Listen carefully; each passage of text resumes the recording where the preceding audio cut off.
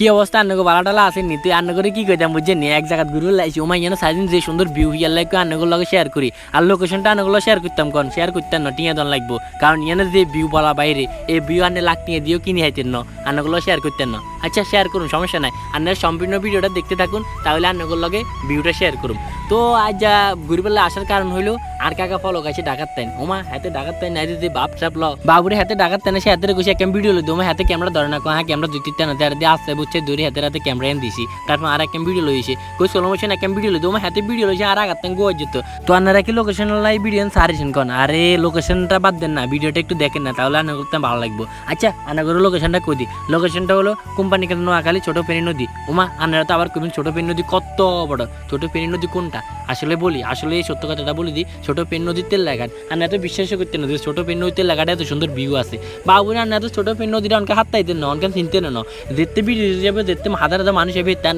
ক্যাপশনও দিবেন এই প্রিয় ছোট ফেনী নদীতে লাগাটা আসছি এইটা সেটা তখন ফোর্স দিবেন এখন কোনো ফোর্স দিতেন না তো বুঝছেন নিয়ান হলো ছোট ফেনী নদীতে লাগাটা আইলে আনাও পুরো গাটা ঠান্ডা হয়ে যাবে আনারা মনে করবেন আনারা এসি হাওয়া ভিতরে আছেন বুঝছেন নাকি খুশি তো আনারা কতক্ষণ আইবেন হিয়ান তো জান না হিয়ানো কই দিয়ে আনারা আইবেন সন্ধ্যার আগে দিয়ে তাহলে সেই ফিল পাইবেন বলা বাইরে আসরের পরে দিয়ে আইবেন অত সন্ধ্যার আগে দিয়ে আইবেন তাহলে সে একটা ফিল পাবেন তো ধন্যবাদ সবাইকে ভিডিওটা দেখার জন্য আজকে ভিডিও এখানে শেষ করলাম পরবর্তী ভিডিওতে আবার দেখা হবে ইনশাআল্লাহ।